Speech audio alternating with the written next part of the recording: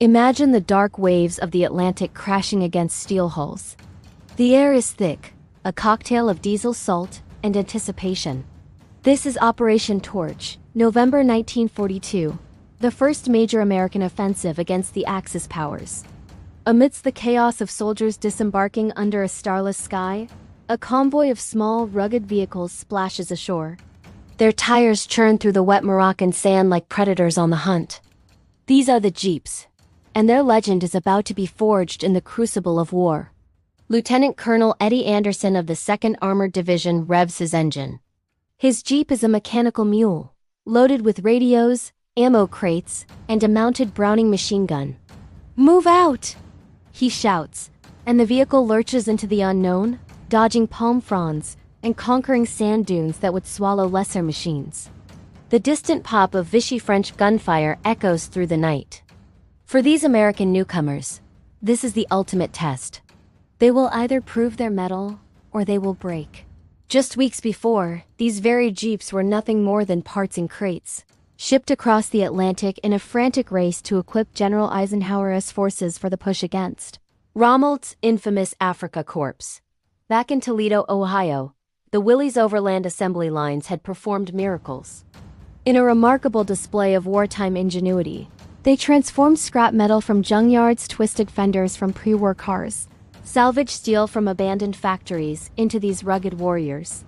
Workers, the prototypes of Rosie-the-Riveter, hammered and welded day and night, their arc welders sparking like fireworks against the blackout shades. The design itself was a stroke of genius, born from Karl Propp's original sketch on a napkin. The Willys MB model was brutally simple and effective.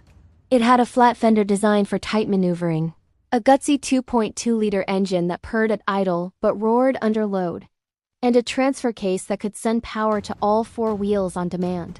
It was easy to repair with basic tools and at about $650 per unit, astonishingly cheap. But the true test wasn't the factory floor. It was the merciless Sahara Desert. As Anderson's platoon advanced inland toward Casablanca, the Jeeps faced their baptism by fire. The terrain was relentless. Endless seas of fine sand bogged down heavy tanks. The blistering African sun, reaching 120 degrees, warped metal and boiled radiators. Sudden flash floods turned dry wadis into treacherous quagmires. Yet the Jeep endured. One vehicle, nicknamed Old Faithful by its crew, hauled a 37mm anti-tank gun straight through a minefield, its low profile keeping it hidden from enemy spotters.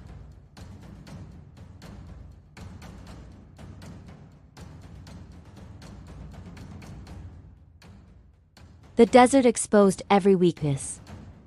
Reports streamed back to Army headquarters. Engines were overheating in the extreme temperatures. Transmissions were grinding to a halt from constant shifting, and frames were cracking under the strain of overloaded cargo. In a skirmish near Oran, a Jeep flipped on a rocky incline. Its lightweight body, no match for the jagged terrain.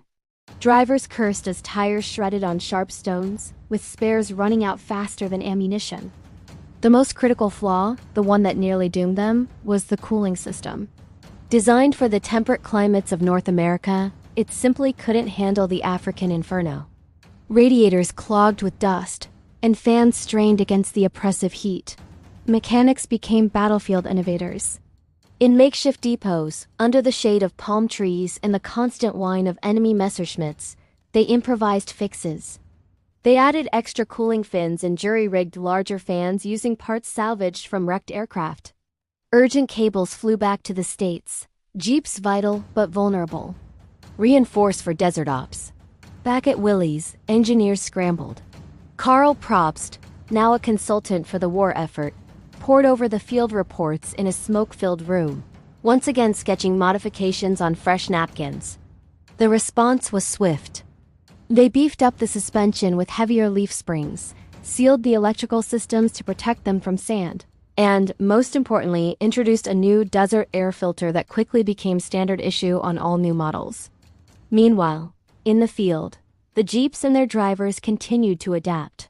General George S. Patton, the armored wizard himself, saw their potential during the Tunisian campaign.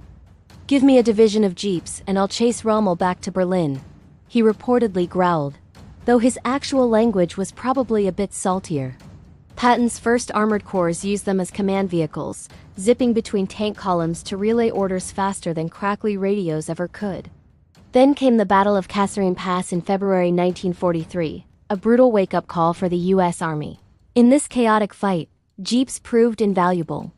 They ferried scouts through treacherous mountain gaps, allowing them to spot German Tiger tanks before they could spring their deadly ambushes. In one legendary act of bravery, a private first class named Maria Lopez, a rare female auxiliary in the Women's Army Corps, drove her jeep through enemy lines under the cover of night. She delivered vital intelligence that helped turn a potential rout into a successful regrouping.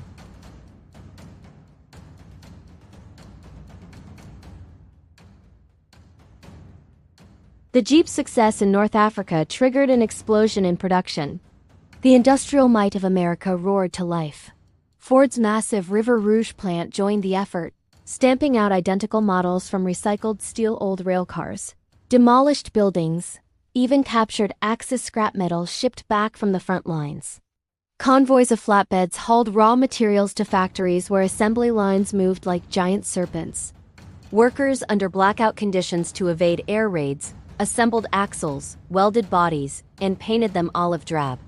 By mid-1943, production hit an astonishing 20,000 units per month. The innovation didn't stop. Engineers developed snorkel kits for fording deep water, Arctic heaters for the brutal cold of future fronts, and even ambulance conversions complete with stretcher racks. The little vehicle that could was becoming more versatile with every new challenge. But as the Allies prepared to push from Africa into Sicily and mainland Europe, a new whisper of doubt emerged. The Jeep had conquered sand and heat. But what about the frozen hell that awaited them? Intelligence briefs painted a grim picture of mud-choked forests in Italy and snowbound mountain passes in the Ardennes. The machine that rose from a napkin sketch and was forged in the African desert was about to face its ultimate trial.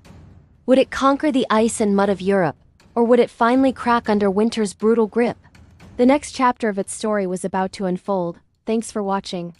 If you enjoyed this story of wartime innovation and resilience, be sure to like this video and subscribe for more incredible stories from history. We'll see you in the next one.